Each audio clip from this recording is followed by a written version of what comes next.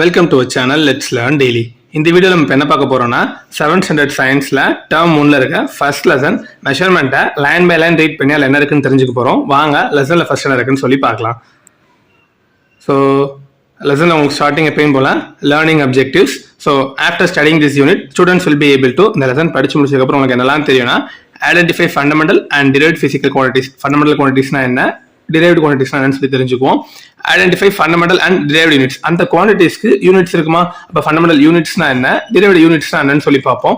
அப்டெண்ட் unit for certain derived quantities. ஒரு சில derived quantities மட்டும் எப்படி வந்துச்சுன்னு சொல்லி நம்ம பார்ப்போம்.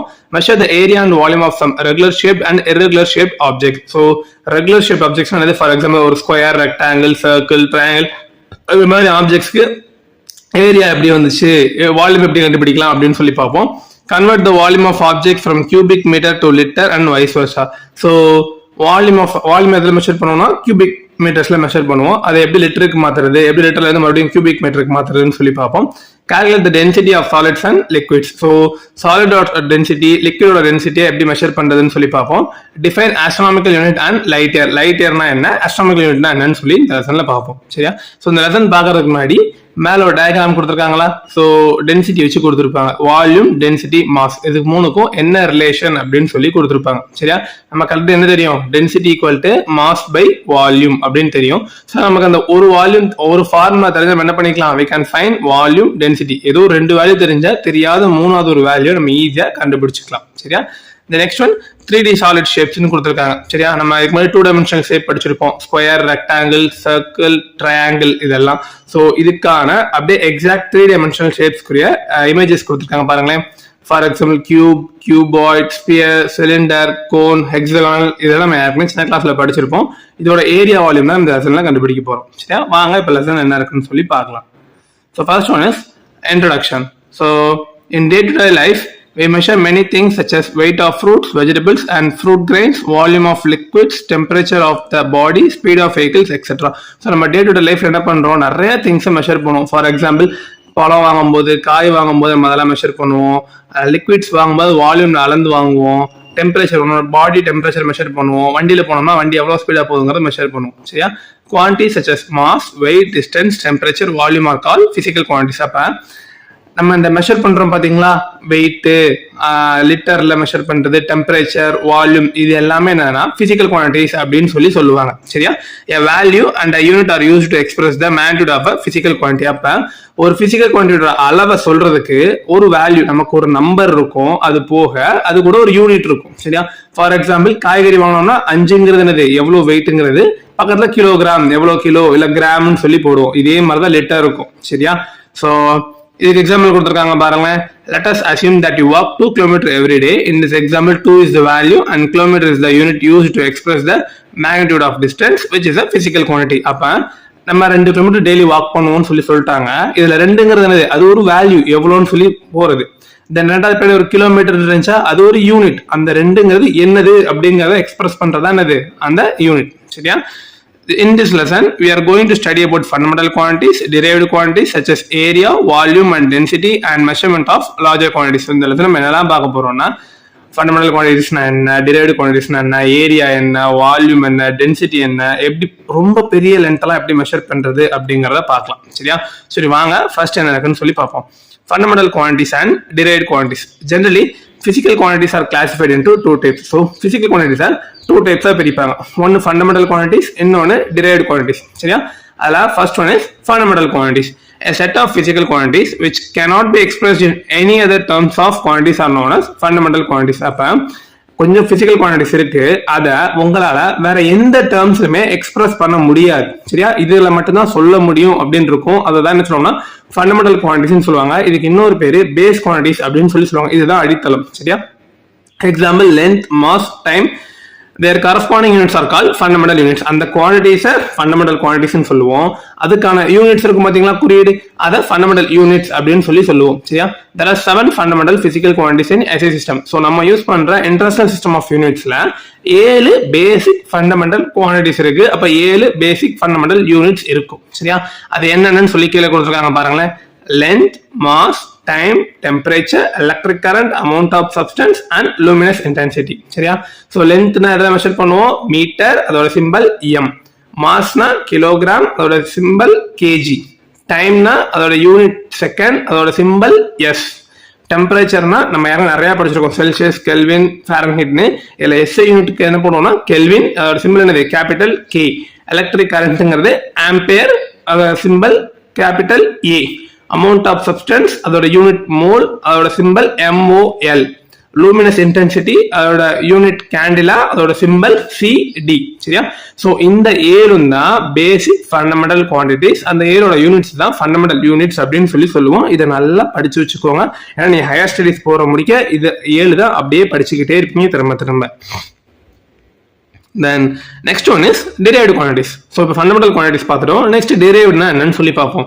All other physical quantities which can be obtained by multiplying, dividing or by mathematically combining the fundamental quantities known as derived quantities. அப்ப இந்த 7 பார்த்தோமா, இந்த 7 தவிர மிச்சம் இருக்க எல்லா குவான்டிட்டிஸுமே derived quantities தான் இருக்கும். அதை எப்படி எடுப்போம்னா, ஒன்னு இந்த fundamental quantities மல்டிப்ளை பண்ணுவோம் 2 இல்ல 2 டிவைட் பண்ணுவோம்.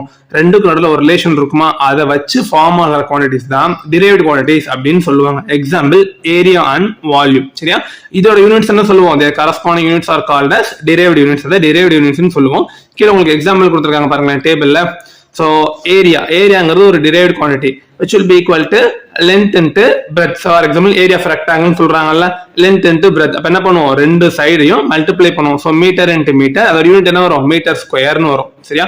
அதாவது வால்யூம் என்ன பண்ணுவோம்? Length into breadth into height. அப்ப மீட்டர் இன்டு மீட்டர், மீட்டர் கியூப்னு ஆயிரும். சரியா? Next one is speed.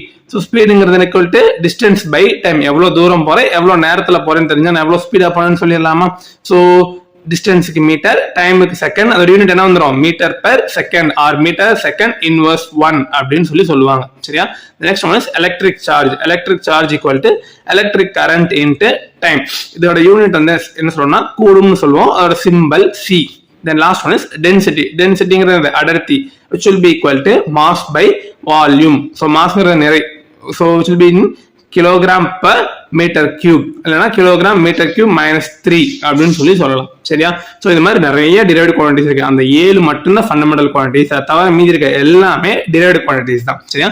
So first one is area. Area is a measure of how much space is there on a flat surface. So ஏரியாங்கிறதுனா ஒரு சமமான தரையில எவ்வளவு இடத்த அது எடுத்திருக்கு அப்படிங்கறத என்னன்னா ஏரியா. சரியா? the area of a plot of land is derived by multiplying its length and breadth. அப்ப அந்த குறிப்பிட்ட இடத்துல எவ்வளவு இடத்த ஆக்கிரமிச்சிருக்குன்னு பார்க்கணும்னா என்ன பண்ணுவோம்? அதோட லென்த்தையும் பிரெத்தையும் மல்டிப்ளை பண்ணுவோம். அப்ப area equal to length into breadth. the unit of area is metre square. நம்ம ஆல்ரெடி சொல்லிட்டோம். யூனிட் என்னது? Metre square.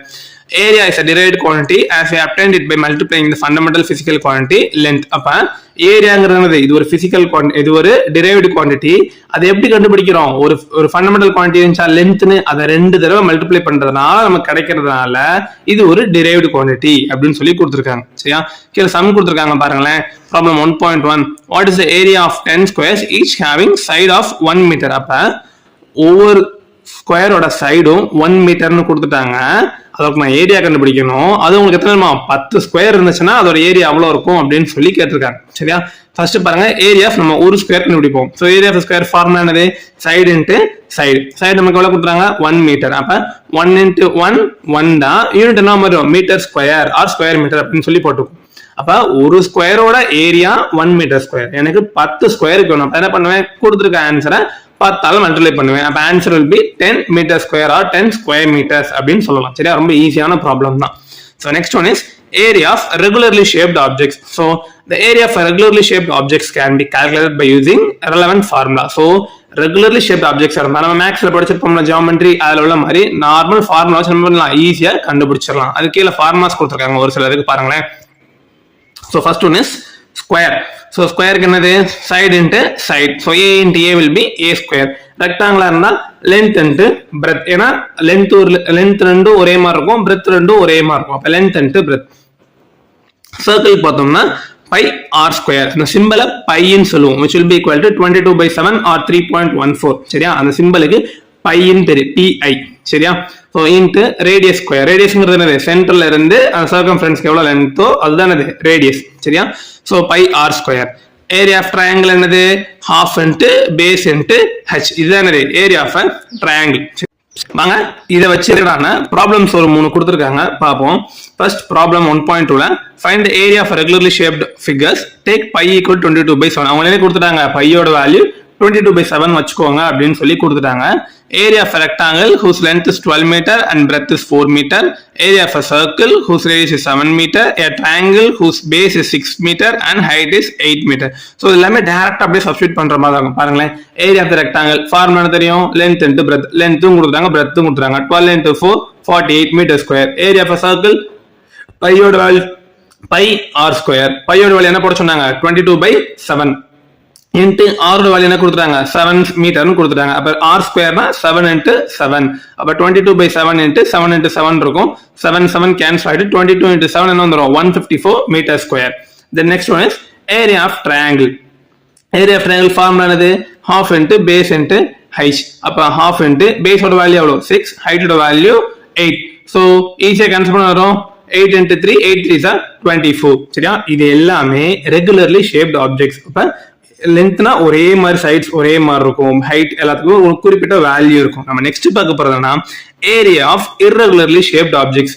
ஒரு குறிப்பிட்ட ஷேப்பே இருக்காது, ஒரு உருவமே இல்லாத ஒரு ஆப்ஜெக்ட். சரியா கரெக்டான உருவம் அது இஷ்டத்துக்கு இருக்கும். சரியா ஃபார் எக்ஸாம்பிள் நான் கீழே ஒரு கல் எடுக்கிறேன், அந்த கல்லோட ஏரியா கண்டுபிடிச்சோன்னா உங்களால கண்டுபிடிக்க முடியாது. சரியா in our daily life we encounter many irregularly shaped objects like leaves, maps, stickers or stars or flowers, peacock feathers etc. so நிறைய கொடுத்திருக்காங்க.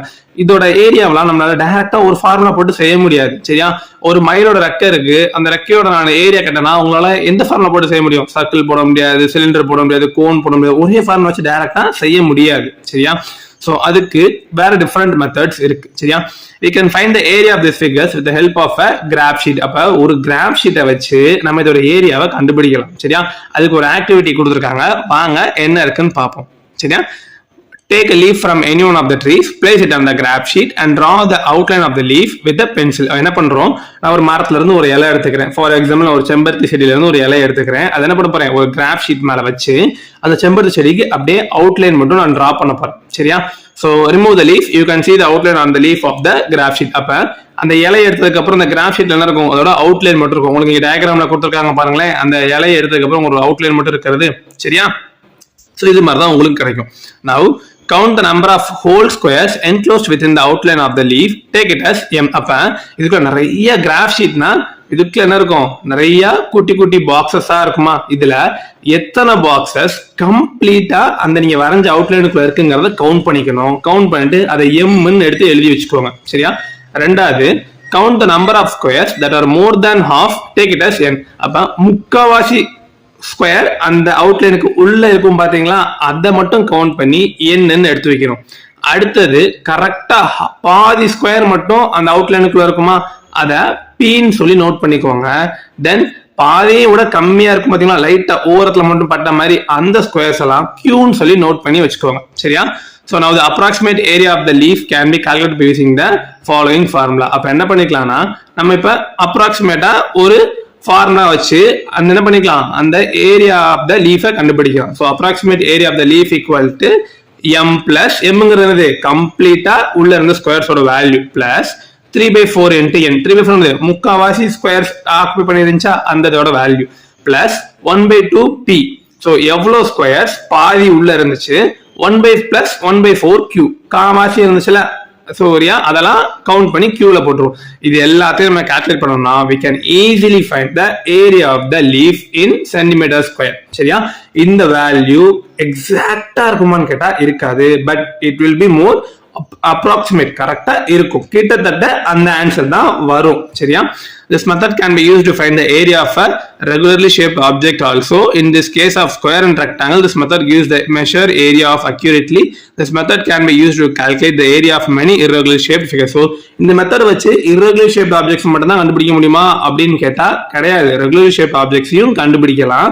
ரெகுலர் ஷேப்ட் ஆப்ஜெக்ட்ஸ் கண்டுபிடிச்சீங்கன்னா எக்ஸாக்டா இருக்கும். சரியா irregular shaped ஆப்ஜெக்ட்ஸ் கண்டுபிடிச்சோம்னா அப்ராக்சிமேட்டா கிட்டத்தட்ட இந்த வேல்யூ தான் இருக்கும்னு சொல்லி இருக்கும். சரியா சோ நெக்ஸ்ட் இதே உங்களுக்கு ஆக்டிவிட்டி கொடுத்துருக்காங்க, அந்த ஆக்டிவிட்டி நீங்க ட்ரை பண்ணி பாருங்க. சரியா so the next topic we are going to cover is volume. So வால்யூம்னா என்ன?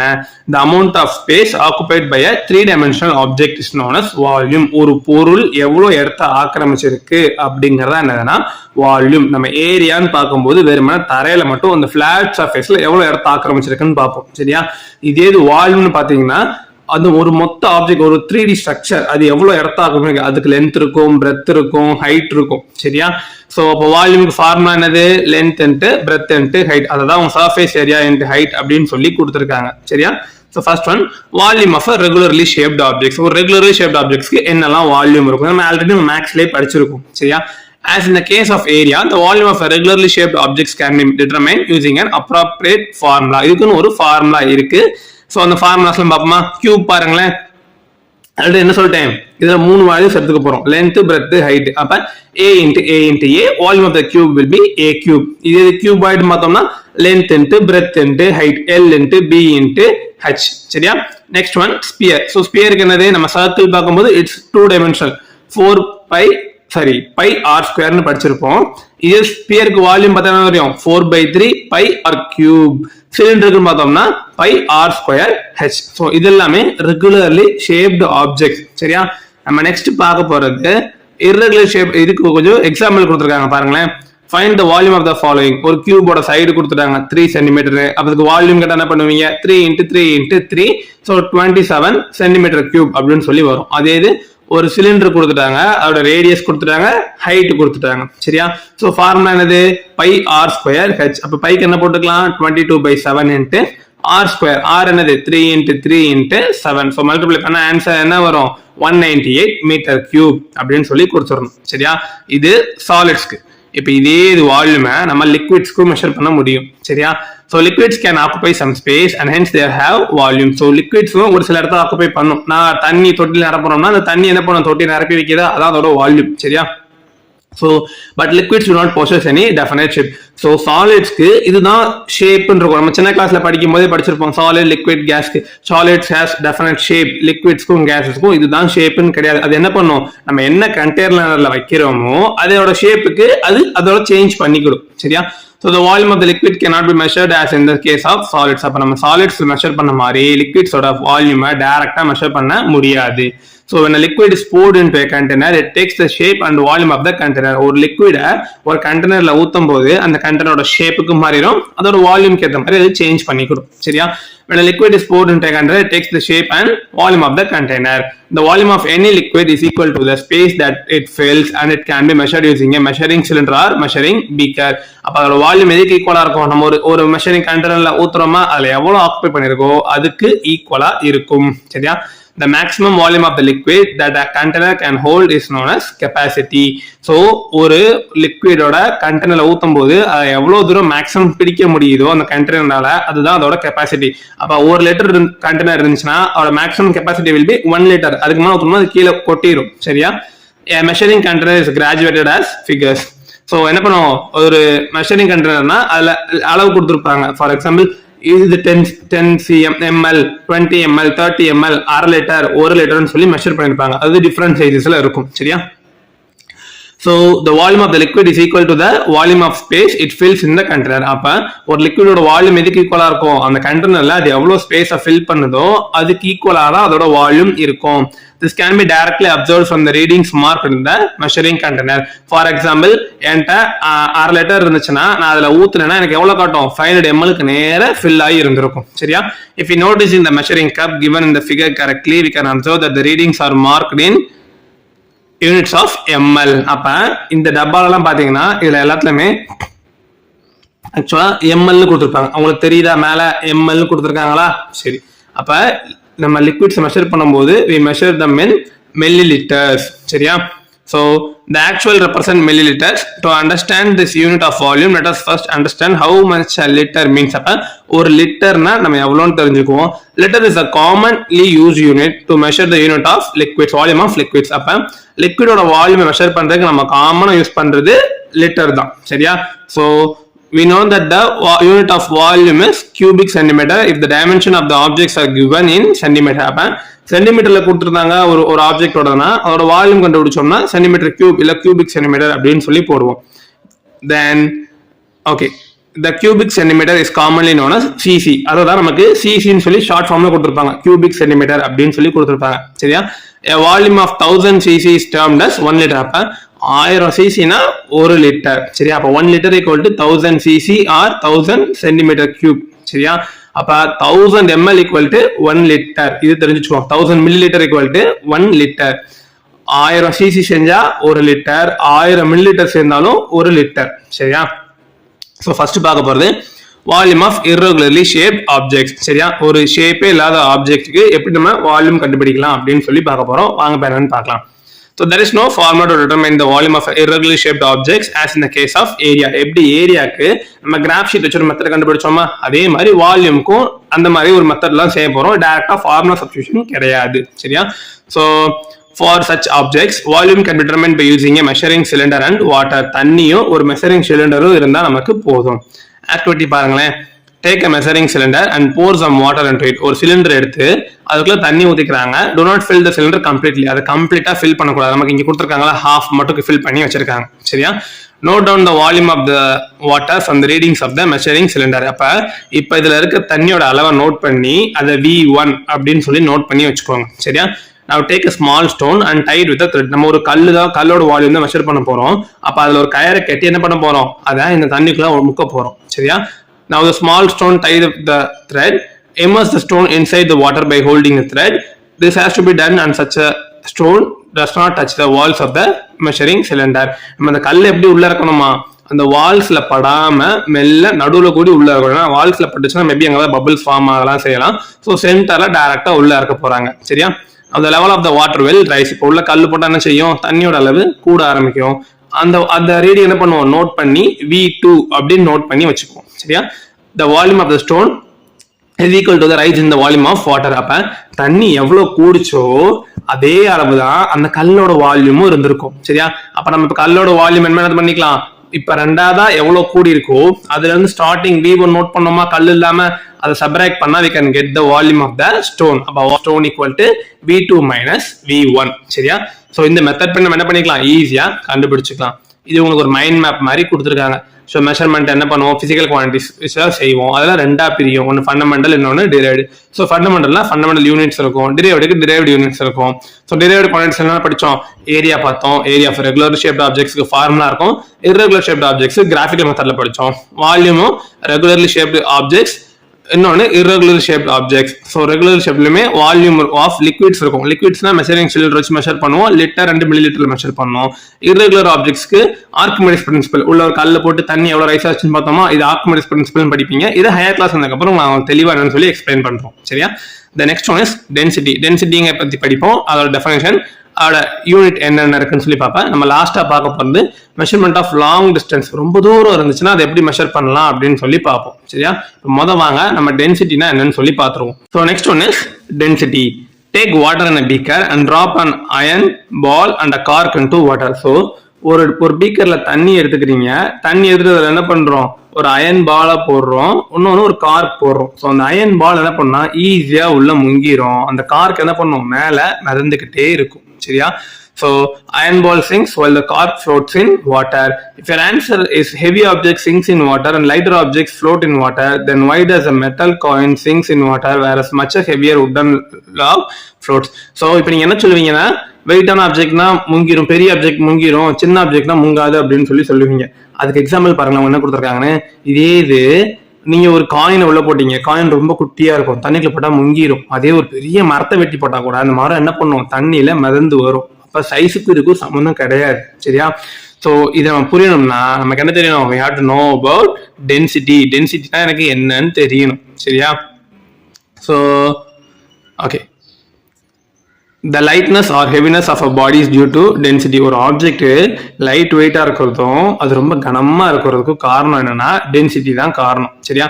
if more mass is packed into some volume it has greater density. அப்ப ஒரு குட்டி இடத்துல நிறைய மாசை போட்டு அமுக்கி வச்சிட்டோம்னா அது டென்சிட்டி அதிகமா இருக்கும். சரியா?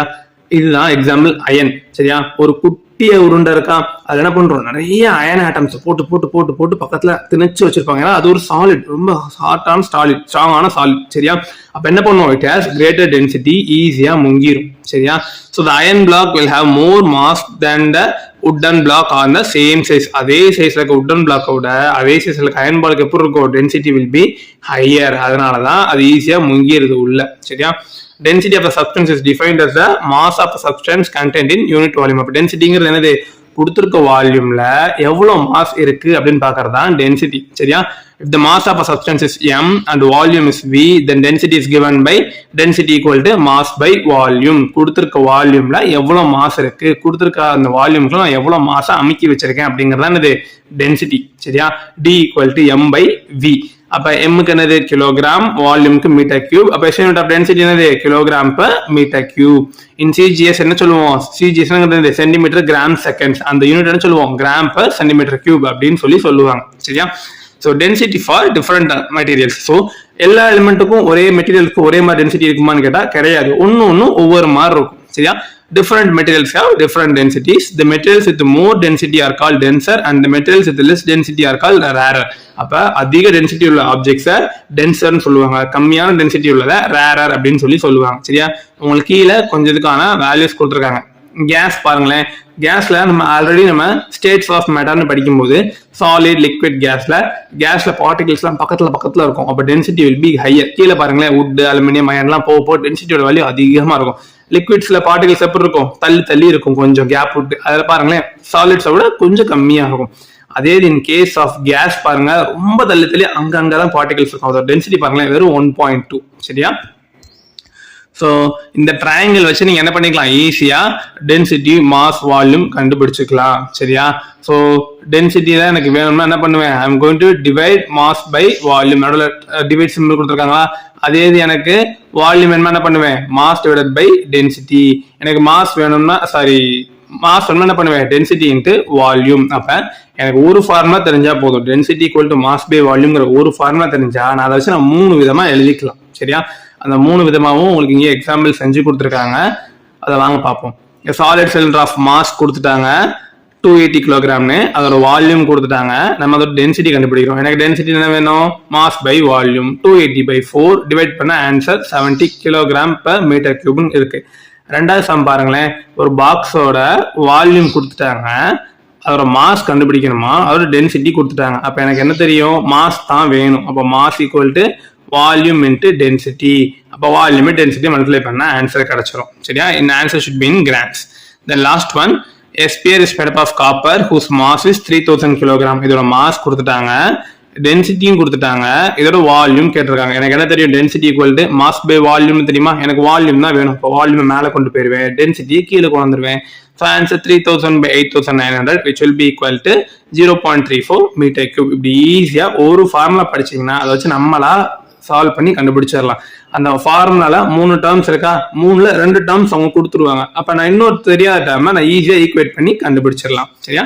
இந்த last one is measuring larger distances. So குட்டி டிஸ்டன்ஸ் இருந்துச்சா நம்ம ஸ்கேல் வச்சு மெஷர் பண்ணலாம். கொஞ்சம் நீளமா இருந்துச்சா மெஷரிங் டேப் வச்சு மெஷர் பண்ணிடலாம். இங்க எது சன்னுக்கு என்னடா டிஸ்டன்ஸ் கேட்டா அவங்க டேப் வச்சுலாம் மெஷர் பண்ண முடியாது. ஸோ அதுக்கு வேற யூனிட்ஸ் இருக்கு. அது என்னன்னு சொல்லி நம்ம பார்க்கலாம். So normally we use centimeter, meter and kilometer to express distance that we measure in our day-to-day life. But for space research and astronomers, we need to measure very long distance such as distance between the earth and the star or the distance between 2 stars. So நமக்கும் சன்னுக்கு நடுவில் என்ன இருக்கு, நமக்கும் மூணுக்கு நடுவில் எவ்வளவு distance இருக்கு, இல்ல 2 பிளானட்ஸ்க்கு நடுவில் என்ன டிஸ்டன்ஸ் இருக்கு, இதெல்லாம் தெரிஞ்சுக்கணும்னா நமக்கு ஒரு சில டேர்ம்ஸ் தெரியணும். அதுல எதுல மெஷர் பண்ணணும்னா ஒன்னு அஸ்ட்ரானமிக்கல் யூனிட், இன்னொன்னு லைட் இயர். சரி வாங்க ஃபர்ஸ்ட் அஸ்ட்ரானமிக்கல் யூனிட் என்னன்னு சொல்லி பார்ப்போம். We all know that the earth revolves around the sun in an elliptical orbit. So என்ன பண்ணுவோம், நம்ம பூமி சூரியனை ஒரு எலிப்டிக்கல் ஆர்பிட், ஒரு முட்டை மாதிரி இருக்க ஒரு ஷேப்ல சுத்தி வரும். சரியா? hence the distance between the sun and the earth varies every day. So ஒவ்வொரு நாளும் என்ன பண்ணும், நமக்கும் சூரியனுக்கு டிஸ்டன்ஸ் சேஞ்ச் ஆகும். சர்க்கிளா இருந்தா ரேடியஸ் ஒரே மாதிரி இருக்கும். ஸோ எப்பயுமே டிஸ்டன்ஸ் சேஞ்ச் ஆகாது. பட் நம்ம சர்க்கிள் கிடையாது, எலிப்டிக்கல் முட்டை ஷேப்ல இருக்க மாதிரி இருக்கும். சரியா? ஒப்ளிக்னு சொல்லுவாங்க. சரியா? when the earth is in its perihelion position. Perihelion என்னது? that position when the distance between the earth and the sun is short. இதுக்கு டயகிராம் கொடுத்திருப்பாங்க பாருங்களேன். இந்த இருக்கா, இங்க பக்கம் இருக்க பெரிஹிலியன், இது எபிஹிலியன். சரியா? சோ பூமி என்ன பண்ணும், சூரியனை சுத்தி வருமா.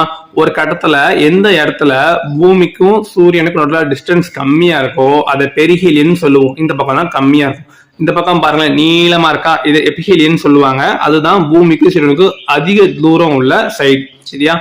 So okay, the distance between the earth and the sun is about 147.1 million kilometer. அப்ப shortest distance between the sun and the earth 147.1 million kilometer. சரியா? இது சன் எபிஹீலியன் பொசிஷன், அதாவது லார்ஜஸ்ட் டிஸ்டன்ஸ் போயிடுச்சுன்னா 152.1 மில்லியன் கிலோமீட்டர்ஸ் வந்துடும். சரியா?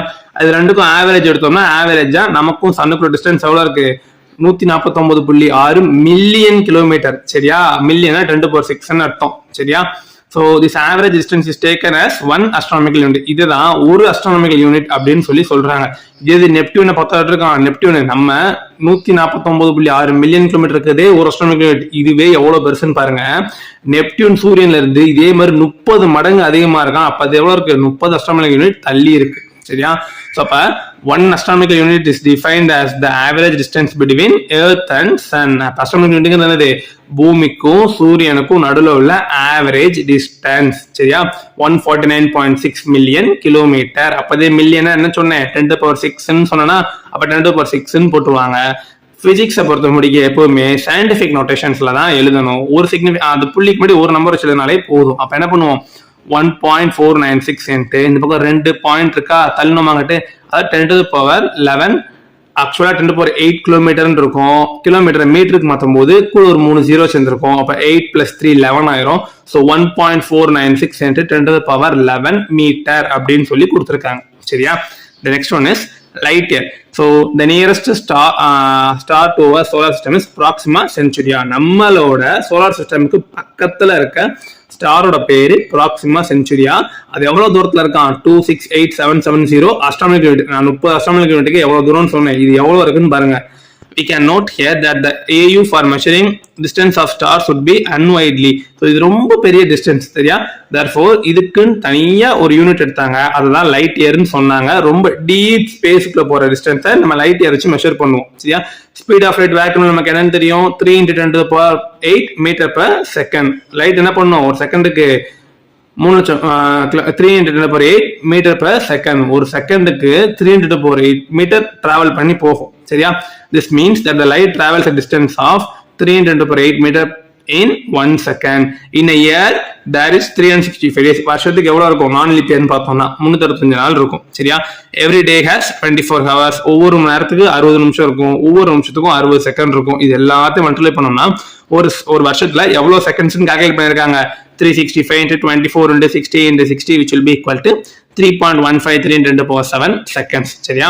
If light travels at a distance of 3 meter in 1 second, the distance traveled by light in 1 year. ஒரு செகண்டுக்கு 3 × 10⁸8 metre travel பண்ணுதுன்னா ஒரு வருஷம் ஃபுல்லா லைட் எவ்வளவு தூரம் டிராவல் ஆகுமோ அதுதான் என்ன சொல்லுவாங்க? 1 light yearன்னு சொல்லுவாங்க. அதோட வேல்யூ என்னவா? 9.46 × 10⁻15 மீட்டர். அப்ப 1 light year டெஃபினிஷன் என்னது? It is defined as the distance traveled by light in a vacuum during a period of 1 year. ஒரு வருஷத்துக்கு லைட் எவ்வளவு தூரம் டிராவல் ஆகுமோ அதுதான் என்ன சொல்லுவோம்? 1 light year அப்படின்னு சொல்லுவாங்க. வேல்யூ என்னது? 9.46 × 10⁻15 மீட்டர். இதுதான் 1 light year. லைட் ஒரு வருஷத்துக்கு எவ்வளவு தூரம் டிராவல் ஆகுதோ அதுதான் 1 light சொல்லி டிஸ்டன்ஸா எடுப்போம். சரியா? In terms of light year, Proxima Centauri is at 4.22 light years from Earth and the solar system. So நம்ம astronomical unitல பார்க்கும்போது பெரிய நம்பரா இருந்துச்சு. ஸோ அதுக்கு என்ன பண்ணாங்க? அதுக்கு இன்னொரு மெத்தட் கண்டுபிடிச்சு லைட் இயர்னு வச்சு ஜஸ்ட் 4.22 லைட் இயர்ஸ். அதுதான் அந்த டிஸ்டன்ஸ்ல தான் Proxima Centauri எர்த்ல இருக்கு. தூரம் அதே தான், பட் நம்ம எக்ஸ்பிரஸ் பண்ற மெத்தட் வேற. The Earth is located about 25,000 light years away from the galactic center. இந்த கேலக்சியோட சென்டர்ல இருந்து நம்ம 25,000 லைட் இயர் தள்ளி தான் இருக்கும். நம்ம ஒரு ஓரத்துல இருக்கும். அப்ப நடுவில் இருக்கும்போது எவ்வளவு சோலார் சிஸ்டம்ஸ் இருக்கும்னு சொல்லி பாருங்க. சரியா? ஸோ அதை நம்ம இன்னொரு கிளாஸ்ல டீப்பானு சொல்லி பார்ப்போம். ஸோ இதுதான் உங்களோட 7th உள்ள ஃபர்ஸ்ட் லெசன் மெஷர்மெண்ட்ல உள்ளது. ஸோ ஏரியா டிரைவ்டு குவான்டிட்டிஸ் என்னன்னு பார்த்தோம், ஃபண்டமெண்டல் குவான்டிட்டிஸ் என்னன்னு பார்த்தோம், ரெகுலர் ஷேப்ட் ஆப்ஜெக்ட்ஸ்க்கு ஏரியா கண்டுபிடிச்சோம், இர்ரெகுலர் ஷேப்ட் ஆப்ஜெக்ட்ஸ்க்கு கிராஃப் மெத்தட்ல ஏரியா கண்டுபிடிச்சோம். Next volume regular shaped objects, geometrical method formula வச்சு பார்த்தோம். இர்ரெகுலர் ஷேப்ட் ஆப்ஜெக்ட்ஸ்க்கு ஆர்ச்சிமிடிஸ் பிரின்சிபல் வச்சு பார்த்தோம். நெக்ஸ்ட் டென்சிட்டினா என்னன்னு பார்த்தோம். அது போக லாஸ்டா நம்ம பார்த்தது ரொம்ப பெரிய டிஸ்டன்ஸை எப்படி மெஷர் பண்ணலாம், அஸ்ட்ரானமிக்கல் யூனிட்ஸ் அண்ட் லைட் இயர்னு சொல்லி பார்த்தோம். சரியா, உங்களுக்கு இந்த லெசன் நாங்கள் டீச் பண்ணது கண்டிப்பா புரிஞ்சிருக்கும் நம்புறோம். உங்களுக்கு ஏதாவது டவுட் இருந்துச்சு ஃபர்தரா அப்படின்னா கீழே கமெண்ட் செக்ஷன்ல பண்ணுங்க. இது போக எங்க சேனல்ல நிறைய லெசன்ஸ் வீடியோஸ் போட்டிருக்கோம். நாங்கள் 6th ல இருந்து 12th முடிய எல்லா லெசன்ஸும் மேக்ஸிமம் கம்ப்ளீட் பண்ணி போட்டுருவோம். கம்ப்ளீட் பண்ண லெசன்ஸை ஃபர்தர் அப்கமிங் வீடியோஸ்ல கண்டினியூஸா எடுத்து போட்டுக்கிட்டே இருப்போம். உங்களுக்கு எந்த டவுட்ஸ் இருந்தாலும் பாருங்க. எங்க வீடியோ பிடிச்சிருந்தா மறக்காம லைக் பண்ணுங்க, ஷேர் பண்ணுங்க, சப்ஸ்கிரைப் பண்ணுங்க. தேங்க்யூ.